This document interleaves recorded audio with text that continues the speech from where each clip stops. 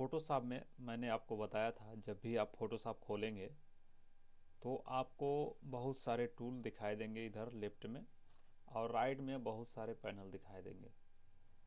मैंने आप लोगों को बताया था कि यह फ़ोटोशॉप केवल फ़ोटोग्राफी और एल्बम डिज़ाइनिंग के लिए नहीं बनाया गया है। इस फ़ोटोशॉप पर और भी कई काम होते हैं, जैसे डिजिटल पेंटिंग के, वेब डेवलपमेंट के, ऐप डेवलपमेंट के, यूआई के। इन सब के सारे ग्राफिक्स को डिज़ाइन करने के लिए इस फ़ोटोशॉप को बनाया गया है। तो उस हिसाब से सारे टूल और प्रीसेट दिए रहते हैं।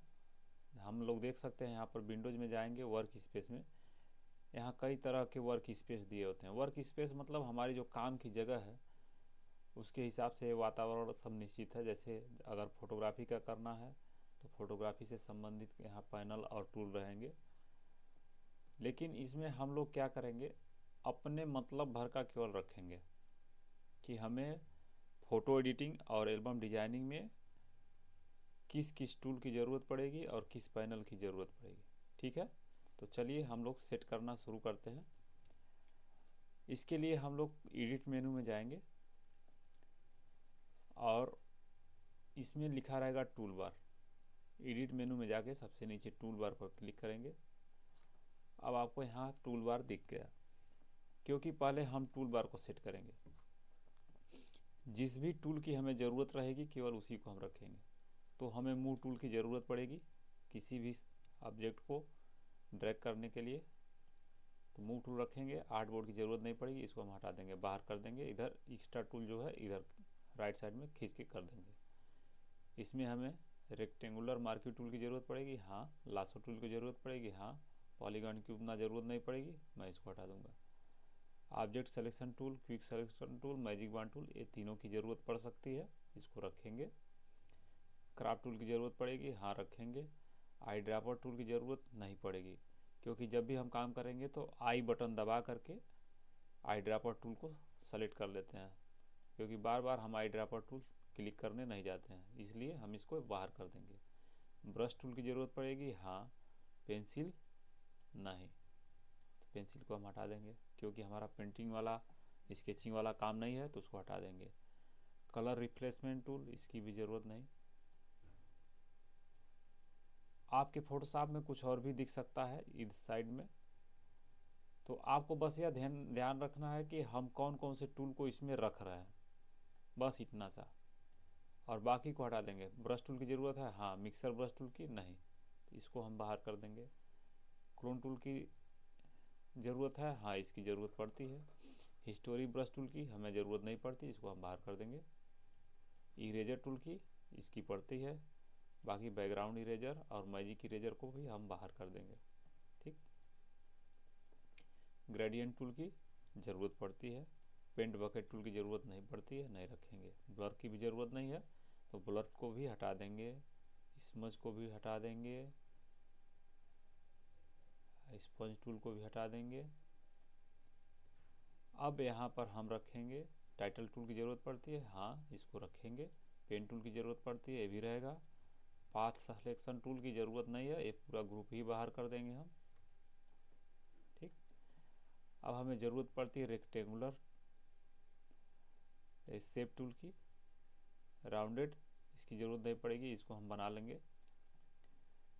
इलिप्स की ज़रूरत पड़ सकती है, पॉलीगॉन की ज़रूरत पड़ सकती है, और कस्टम शेप की ज़रूरत पड़ सकती है। ठीक है, ये सब टूल जो ज़रूरत की है, जो हम बाहर कर रहे हैं, यहाँ देखिए बाहर दिखेगा। अगर ग्रुप में रहेगा तो ग्रुप के अंदर दिखेगा। हैंड टूल की ज़रूरत नहीं है, क्योंकि हम लोग स्पेस बटन को दबा के हैंड टूल से काम कर लेते हैं। जब भी स्पेस बटन दबाएंगे तो आपका माउस पॉइंटर हैंड टूल में कन्वर्ट हो जाता है। लाइन या जूम टूल, इसको रहने देते हैं, कभी कभी ज़रूरत पड़ जाती है। अगर कीबोर्ड काम नहीं करता है तो जूम टूल होना चाहिए। अब राइट साइड में हम देख लेते हैं हमें और किस टूल की ज़रूरत है, जो बाहर हो गया है, जिसकी अभी हमें ज़रूरत पड़ेगी। मैं यहाँ से देख लेता हूँ। हमें कभी कभी ज़रूरत पड़ती है डोज टूल की और बर्न टूल की। ठीक है, इसको हम इसमें रख लेंगे। ठीक, क्योंकि कभी कभी हेयर ब्लैक करना हो तो भी इसकी ज़रूरत पड़ेगी, और हम फ्रेम टूल को भी रखेंगे। ठीक है, फ्रेम टूल। अब ये हमें जितना ज़रूरत की टूल है वो हमारा इस पैनल में टूल बार में आ गया, और वह टूल यहाँ आप देख सकते हैं। ठीक है, आप इसका स्क्रीनशॉट ले सकते हैं और इस हिसाब से यही टूल आप पैनल में रखेंगे।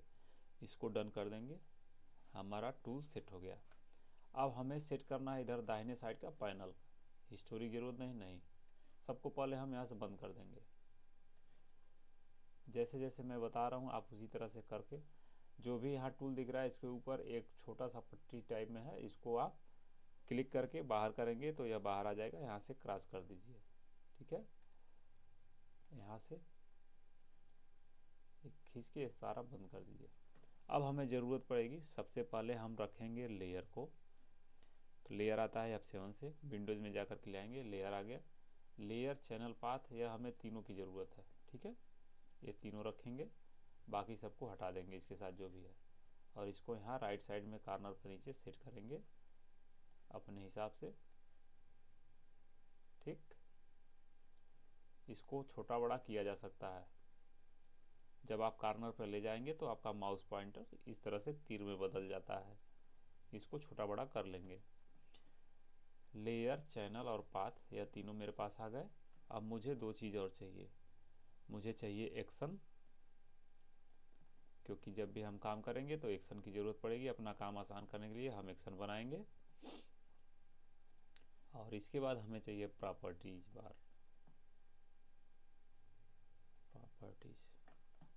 ठीक है, प्रॉपर्टीज और एक्शन को एक साथ कंबाइन कर लेंगे। बाकी ये जितना आया है सबको हम बंद कर देंगे। ठीक, इसको भी राइट साइड में अपने हिसाब से सेट कर लेंगे।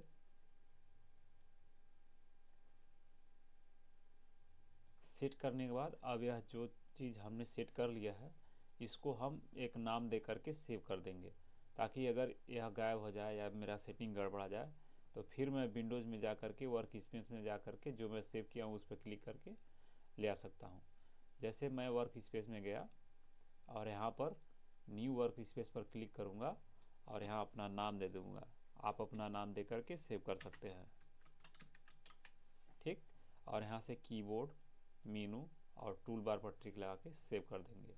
तो इससे क्या होगा कि जो भी मेरा टूल इसमें है टूल बार में और जो भी मेरा पैनल है ये सारा कुछ सेव हो गया। अगर बाय द वे मैं सॉफ्टवेयर खोला या कहीं से डिस्टर्ब हो गया, सारा कुछ इस तरह से हो गया, कोई दूसरा वर्क स्पेस पे हम चले गए हैं जिससे जो मेरे काम का चीज़ें नहीं है वो सब दिख रही हैं, तो हम क्या करेंगे, केवल विंडोज़ पर जाएंगे, वर्क स्पेस पर जाएंगे और जो अपना नाम दे करके हम सेव किए हैं उस पर क्लिक करेंगे। तो जो चीज़ें मैंने सेट की थी वो चीज़ें यहाँ पर आपको दिखाई दे रही हैं। तो उम्मीद करता हूँ कि इसको आप सही से समझ गए होंगे। अगर नहीं समझ पाए हैं तो इसको एक बारी और वीडियो को दोबारा प्ले करके देखें, जिससे यह अच्छी तरीके से आपको याद आ जाए और आप सेट कर पाएँ।